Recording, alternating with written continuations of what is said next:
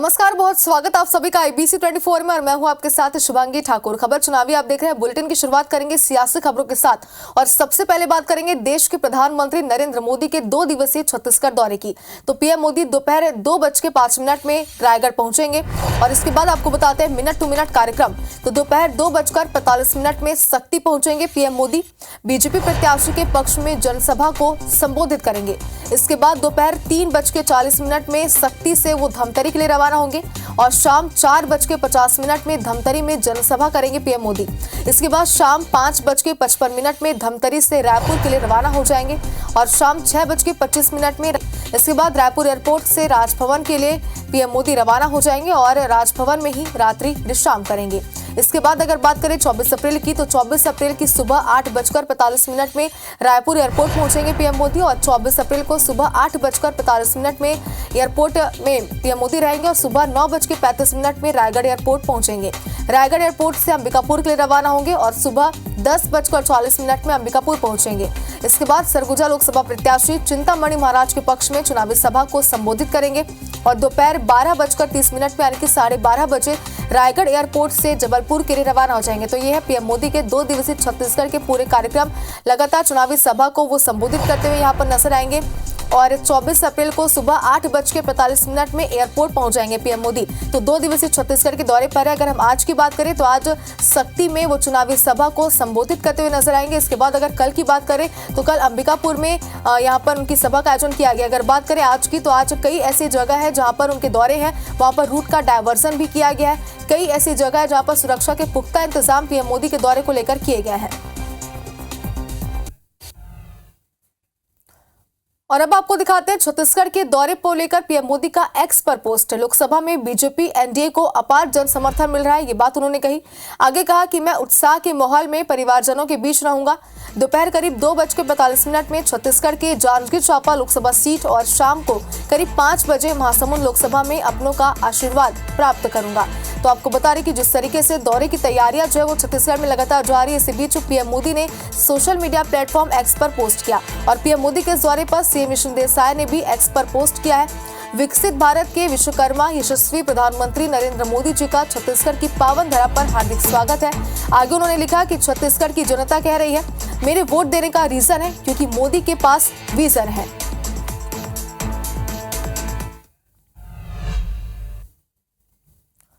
और कल राजधानी भोपाल में पीएम मोदी रोड शो करेंगे, जिसकी जोर शोर से तैयारियां शुरू हो चुकी है।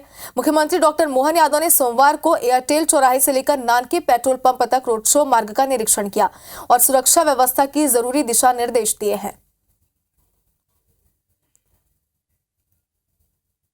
भोपाल आना ही उनके लिए हमारे लिए सौभाग्य की बात है। राजा भोज की नगरी, रानी कमलापति की नगरी में भव्य रोड शो भी होगा। ये लगभग 1 किलोमीटर का होगा। 200 से अधिक मंचों पर अलग अलग प्रकार से हमारे माननीय प्रधानमंत्री का अपने नागरिकगण अभिनंदन करेंगे। तो एक तरफ प्रधानमंत्री नरेंद्र मोदी छत्तीसगढ़ की बात करें या मध्य प्रदेश की बात करें तो लगातार धुआंधार प्रचार प्रसार करने जा रहे हैं। इसी बीच बीजेपी के राष्ट्रीय अध्यक्ष जेपी नड्डा आज रीवा आएंगे। वे दोपहर 12 बजे एसएएफ मैदान में चुनावी सभा को संबोधित करेंगे। नड्डा के दौरे का डिप्टी सीएम राजेंद्र शुक्ल ने जायजा लिया। इस दौरान डिप्टी सीएम ने बीजेपी की भारी बहुमत से जीत का दावा किया और कांग्रेस पर निशाना साधा। बता दें कि जेपी नड्डा के चलते शहर में सुरक्षा के कड़े इंतजाम है और यातायात व्यवस्था में बदलाव भी किया गया है। भारतीय जनता पार्टी के राष्ट्रीय अध्यक्ष आदरणीय जगत प्रकाश नड्डा जी हमारे बीच में पधार रहे हैं। लोगों में बहुत उत्साह है उनके कार्यक्रम में पहुंचने का। भारतीय जनता पार्टी के पक्ष में पूरे देश में एक बहुत ज़बरदस्त वातावरण तैयार है। और अब बात करते हैं मध्य प्रदेश में लोकसभा चुनाव के तीसरे चरण की। तो तीसरे चरण के लिए नामांकन की प्रक्रिया खत्म हो गई है। तीसरे चरण की 9 लोकसभा में 127 प्रत्याशी मैदान में है। सोमवार को 14 अभ्यर्थियों ने नाम वापस लिए हैं। मुरैना में 15, भिंड में 7 प्रत्याशी चुनावी मैदान में है। वहीं ग्वालियर में 19, गुना में 15 प्रत्याशी मैदान में है। तो सागर में 13, विदिशा में 13 और प्रत्याशी मैदान में है। वहीं राजधानी भोपाल में 22, राजगढ़ में 15 प्रत्याशी मैदान में है। बैतूल में 8 प्रत्याशी चुनावी मैदान में है। वहीं 7 मई को मध्य प्रदेश की 9 लोकसभा सीटों पर वोटिंग होनी है। तो बता रहे कि बैतूल की अगर बात करें या फिर 7 मई को मध्य प्रदेश की 9 लोकसभा सीटों पर यहां पर वोटिंग होनी है, जिसके लिए लगातार जो है वो तैयारियां भी यहां पर की गई। तीसरे चरण की 9 लोकसभा में 127 प्रत्याशी टोटल मैदान में है। सोमवार को 14 अभ्यर्थियों ने अपने नाम वापस लिए हैं। मुरैना में 15, भिंड में 7 प्रत्याशी चुनावी मैदान में है। वहीं ग्वालियर में 19, गुना में 15 प्रत्याशी मैदान में है। तो अब बात करते हैं सागर विदिशा की, तो सागर में 13, विदिशा में 13 प्रत्याशी मैदान में है। वहीं राजधानी की बात करें तो यहां 22, राजगढ़ में 15 प्रत्याशी मैदान में है।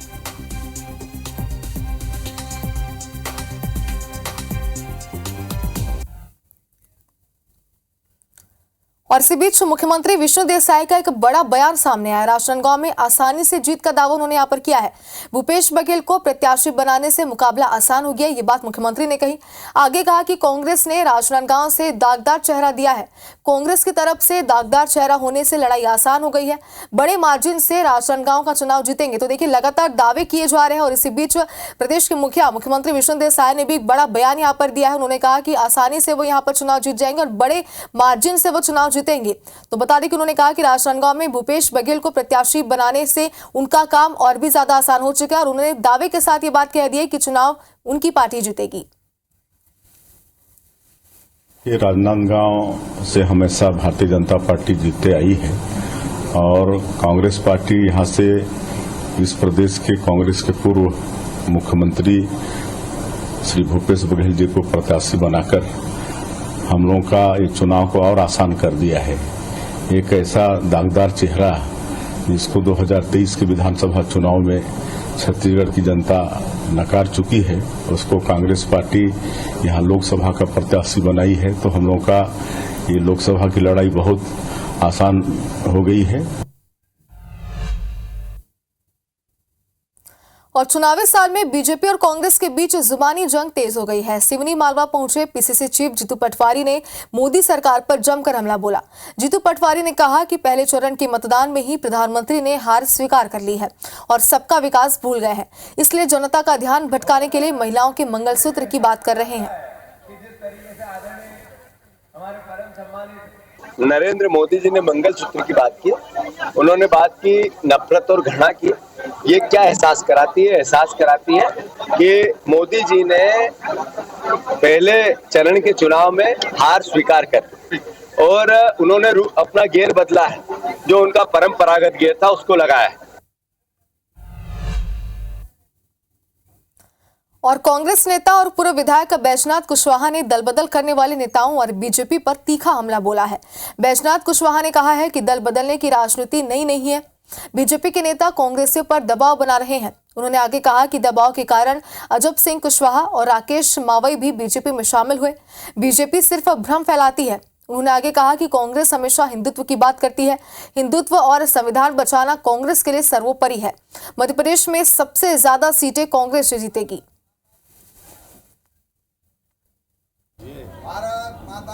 नरेंद्र मोदी जी भी कह रहे हैं कि अब की बार 400 पार। अरे आपकी सरकार 272 पे भी काम कर सकती है, 230 पे भी कर 300 पे भी कर सकती है, 350 भी कर सकती है, 450 भी कर सकती है, 400 से एक आध दो सीट नीचे है तब भी कर सकती है। लेकिन 400 पार ही क्यों? क्योंकि ये 408 सीटें इनको इसलिए चाहिए क्योंकि ये भारत के संविधान को बदलना चाहते हैं। इधर कटनी पहुंचे बीजेपी प्रदेश अध्यक्ष और प्रत्याशी वीडी शर्मा बीजेपी युवा मोर्चा के सम्मेलन में शामिल हुए। इस दौरान उन्होंने पार्टी कार्यकर्ताओं से लोकसभा चुनाव में एकजुटता की अपील की। उन्होंने कहा कि कार्यकर्ता जिले के हर बूथ में 100% मतदान कराएं। साथ ही उन्होंने मतदान प्रतिशत घटने के सवाल पर कहा कि पहले फेज में अल्पसंख्यक बाहुल्य बूथों में मतदान का प्रतिशत घटा है। वोट परसेंटेज की कमी थोड़ी सी आई है, लेकिन मुझे लगता है कि अभी आगामी फेज जब होगा इस पर सभी संगठनों ने, भारतीय जनता पार्टी के हमारे कार्यकर्ताओं ने बूथ लेवल पर ज़्यादा से ज़्यादा मतदान हो। लेकिन कांग्रेस डिमोरलाइज है, इसलिए आपने देखा होगा अल्पसंख्यक बूथों पर भारी मतदान की कमी आई है। तो हिंदुत्व आदिवासियों के साथ बीजेपी वो तमाम कार्ड खेल रही है जो उसे 400 सीट के नजदीक ले जाए। यही वजह है कि दूसरे फेज के पहले प्रचार वॉर में बीजेपी के दिग्गज नेताओं ने देश और प्रदेश में कांग्रेस को मुस्लिम तुष्टीकरण और नक्सलवाद पर घेरते हुए आदिवासियों पर फोकस किया है। चुनावी रणनीति के माहिर केंद्रीय गृह मंत्री अमित शाह ने अपने कांकेर में एक चुनावी सभा को संबोधित करते हुए कहा कि देश के संसाधनों पर पहला अधिकार आदिवासियों का है। देखिए इस पर एक रिपोर्ट।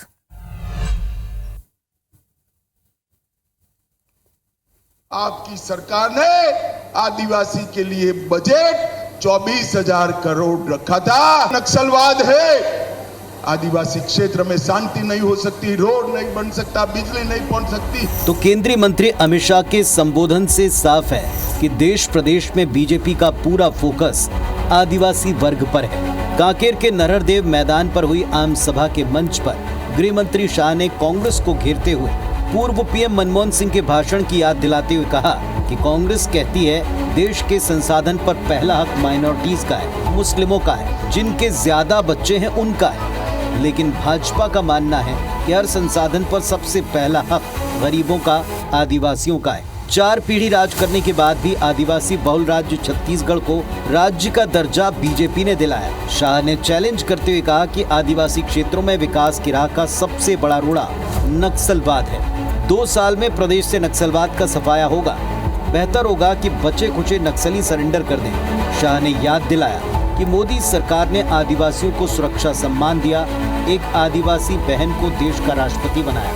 शाह ने दावा किया कि पिछली यूपीए सरकार ने आदिवासियों के लिए 24,000 करोड़ का बजट दिया, जबकि मौजूदा मोदी सरकार ने 1,24,000 करोड़ का बजट दिया है। भूपेश बघेल, कान खोलकर सुन लो। राहुल बाबा, कान खोलकर सुन लो। आपकी सरकार ने आदिवासी के लिए बजट 24,000 करोड़ रखा था। नरेंद्र भाई ने 1,24,000 करोड़ करने का काम नरेंद्र। शाह के इस वार पर कांग्रेस ने पलटवार में देर न की। कांग्रेस ने बीजेपी पर झूठ और छलावे की सियासत करने का आरोप दोहराया। आदिवासियों का शोषण का काम भारतीय जनता पार्टी और मोदी सरकार ने किया है। अब चुनाव के समय घड़ियाली आंसू बहाने से कोई फर्क नहीं पड़ने वाला। आदिवासी इस बात को समझ रहे हैं कि भारतीय जनता पार्टी उनकी शोषक है। कुल मिलाकर पहले चरण के बाद बीजेपी की बदली रणनीति साफ नजर आने लगी है। पहले देश के प्रधानमंत्री का कांग्रेस के मैनिफेस्टो के बहाने वार, और अब केंद्रीय मंत्री अमित शाह के डॉक्टर मनमोहन सिंह के माइनॉरिटीज का हक वाले बयान को याद दिलाना ये सिद्ध करता है कि बीजेपी एक बार फिर प्रदेश में आदिवासियों के हक और हित को सर्वोपरि बताकर नक्सलवाद और मुस्लिम तुष्टीकरण पर कांग्रेस को घेर रही है। सवाल है, हिंदुत्व के साथ साथ गरीबी और अब आदिवासी जैसे मुद्दों पर बीजेपी के सवालों का कांग्रेस कैसे सामना करेगी। Bureau report, IBC 24। चलिए आगे बढ़ते हैं और कांग्रेस अध्यक्ष मल्लिकार्जुन खड़गे और राहुल गांधी छत्तीसगढ़ आएंगे। बता दें आपको कि 28 अप्रैल वो तारीख है जब मल्लिकार्जुन खड़गे का दौरा प्रस्तावित है। जांजगीर चांपा लोकसभा सीट में खड़गे प्रचार करेंगे। 29 अप्रैल को राहुल गांधी का दौरा प्रस्तावित है और आपको बता दें कि बिलासपुर लोकसभा सीट में वो चुनावी प्रचार प्रसार करते हुए नजर आएंगे। तो एक तरफ जहां देश के प्रधानमंत्री नरेंद्र मोदी 2 दिवसीय छत्तीसगढ़ दौरे पर रहने वाले, तो दूसरी तरफ राहुल गांधी और मल्लिकार्जुन खड़गे भी छत्तीसगढ़ के दौरे पर रहेंगे।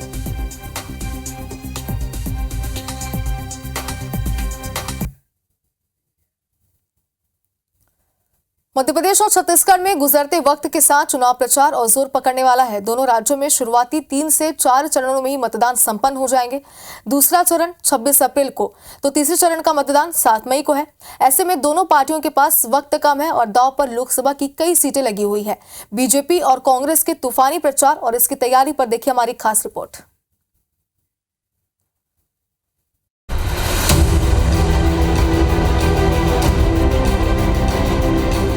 छत्तीसगढ़ मध्य प्रदेश में लोकसभा चुनाव का प्रचार पूरे शबाब पर है।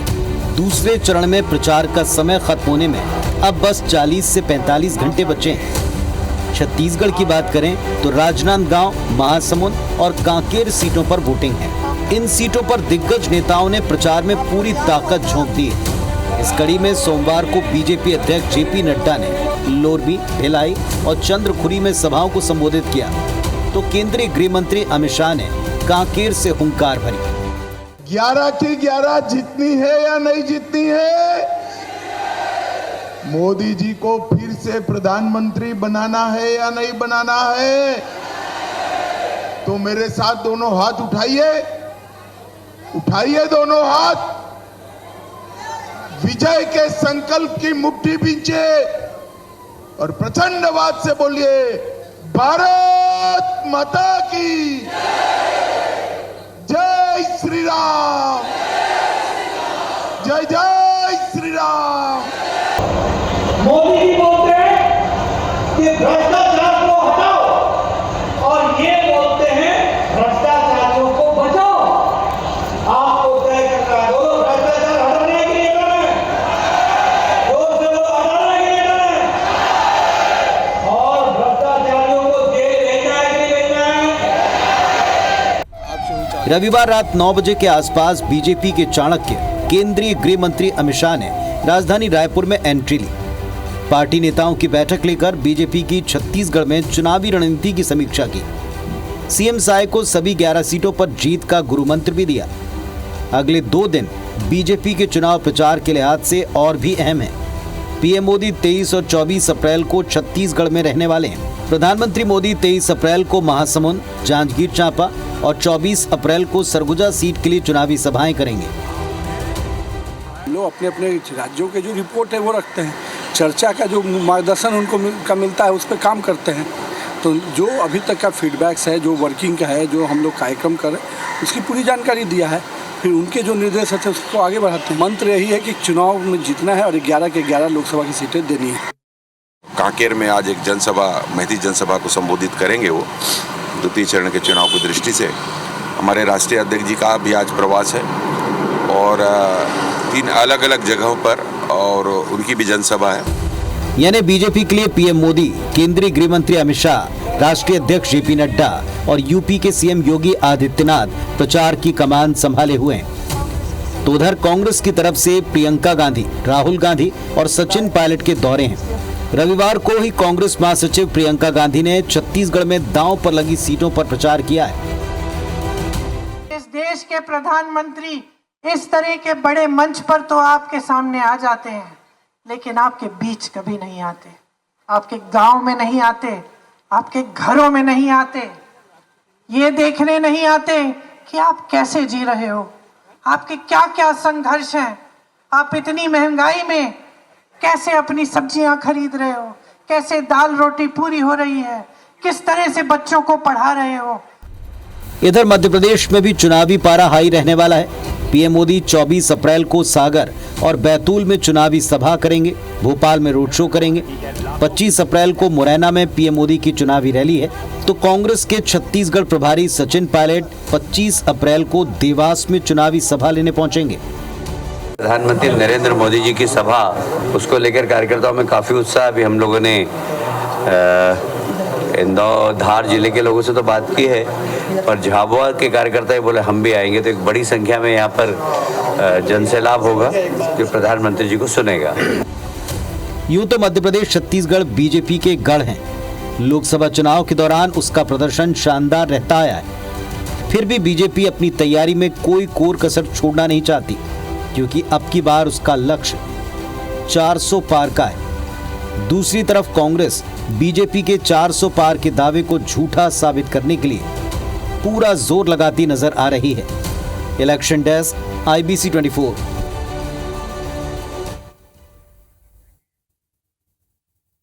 और पहले चरण के चुनाव प्रचार के बाद दूसरे चरण में सियासी पारा हाई होता हुआ नजर आ रहा है। कांग्रेस और बीजेपी दोनों दलों ने न सिर्फ अपनी स्ट्रेटजी बदली है, बल्कि चुनावी मुद्दे भी बदल दिए हैं।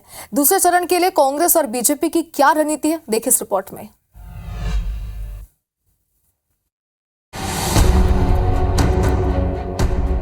पहले चरण के मतदान के बाद बारी अब दूसरे चरण की है और दूसरे चरण में 12 राज्यों की 88 सीट पर सबकी नजर है। इस बार मध्य प्रदेश में 2019 की तुलना में पहले चरण की 6 सीटों पर कम मतदान हुआ, जिसे देखते हुए पहले चरण की वोटिंग के बाद कांग्रेस और बीजेपी दोनों दलों ने अपनी रणनीति में बदलाव कर इस पर काम करना भी शुरू कर दिया है। एमपी में बीजेपी ऐप के जरिए हर बूथ की जानकारी जुटा रही है, तो अगले कुछ दिन सघन जनसंपर्क अभियान के जरिए, जिसमें पर्चियों का वितरण, डोर टू डोर कैंपेनिंग, पीले चावल का वितरण कर दूसरे चरण में बीजेपी प्रचार के मैदान में कूद चुकी है। इसके अलावा हर वोटर को कॉल करना हो या फिर विधायकों को 10% अधिक वोटिंग करवाने का टारगेट देना हो या फिर मंत्रियों को सख्ती से मॉनिटरिंग करने के निर्देश देना, ये सब कर बीजेपी ने अपने इरादे साफ कर दिए हैं। देखिए, दूसरे चरण जो लोकसभा चुनाव के होने वाले हैं उसको लेकर भाजपा ने व्यापक तैयारी की है। वोट प्रतिशत कैसे बढ़ाया जाए, हर व्यक्ति मतदान करे, उसको लेकर हमारे कार्यकर्ताओं, जनप्रतिनिधियों, नेताओं को निर्देश दिए गए। बाकायदा उनसे कहा गया कि सघन जनसंपर्क करें, पीले चावल बांटें, घर घर डोर टू डोर जाएं। इधर कांग्रेस ने भी अपनी रणनीति में कुछ बदलाव किए हैं। कांग्रेस ने भी अपने कार्यकर्ताओं से लेकर नेताओं को अधिक से अधिक वोटिंग करवाने के निर्देश दिए हैं। साथ ही साथ कमजोर बूथ की जानकारी भी कांग्रेस जुटा रही है। जो हमारे बूथ के कार्यकर्ता हैं, अगली रणनीति उनको दी गई है कि कैसे उनको और सर्वाधिक मतदान कांग्रेस के पक्ष में कैसे हो सकता है, जिससे कि इस देश को एक नई दिशा मिलने के लिए एक नई सरकार मिले। उस संदर्भ में हमने दिशा निर्देश भी जारी किए हैं। लेकिन ऐसा नहीं है कि रणनीति केवल बूथ मैनेजमेंट तक ही सिमटी है। पहले चरण के मतदान तक चुनाव नीरस ही रहा, जिसका असर वोटिंग परसेंटेज में भी दिखा। लेकिन रविवार को पीएम मोदी ने कुछ ऐसा कह दिया जिसे चुनावी जानकार दूसरे चरण के आक्रामक प्रचार का सियासी सिग्नल मान रहे हैं। और पहले जब उनकी सरकार थी, उन्होंने कहा था कि देश की संपत्ति पर पहला अधिकार मुसलमानों का है। इसका मतलब ये संपत्ति इकट्ठी करके किसको बांटेंगे? जिनके ज्यादा बच्चे हैं उनको बांटेंगे। घुसपैठियों को बांटेंगे। क्या आपकी मेहनत की कमाई का पैसा घुसपैठियों को दिया जाएगा? आपको मंजूर है? ये कांग्रेस का मैनिफेस्टो कह रहा है। तो बीजेपी को चुनावी माहौल गरमाने के लिए जिस प्रभावी उत्प्रेरक की जरूरत थी, उसे राजस्थान की बांसवाड़ा की रैली में पीएम मोदी ने हासिल कर लिया। तो सवाल ये है कि पीएम मोदी ने कांग्रेस को बीजेपी की हिंदुत्व की पसंदीदा पिच पर खेलने के लिए मजबूर तो नहीं कर दिया। और सवाल ये भी है कि क्या पीएम मोदी की गुगली में कांग्रेस फंस जाएगी या फिर कांग्रेस को इसका कोई डिफेंस पता है। Bureau report, IBC 24।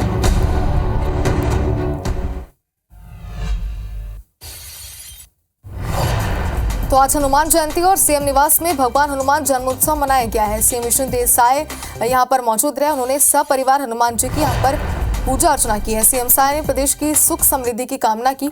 CM Vishnu Desai Janjgir के बारद्वार के लिए इसके बाद रवाना हो गए। शक्ति जिले में बारद्वार में आम सभा को मुख्यमंत्री संबोधित करेंगे, लेकिन इससे पहले उन्होंने यहाँ पर पूजा अर्चना की है। सपरिवार उनका पूरा परिवार यहाँ पर मौजूद है और सीएम हाउस में धूमधाम के साथ हनुमान जयंती मनाई गई, पूजा पाठ किया गया। तो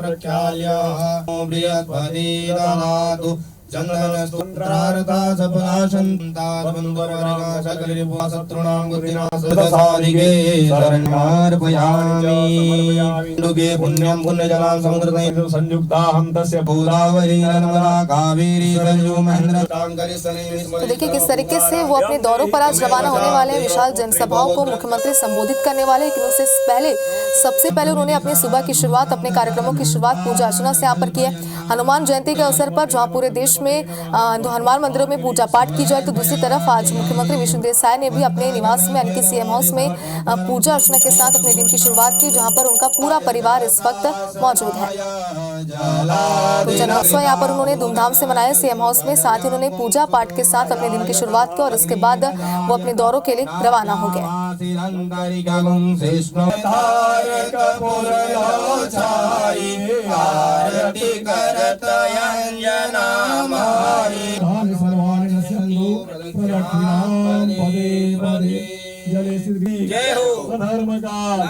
प्राणियों में विश्व गौ माता की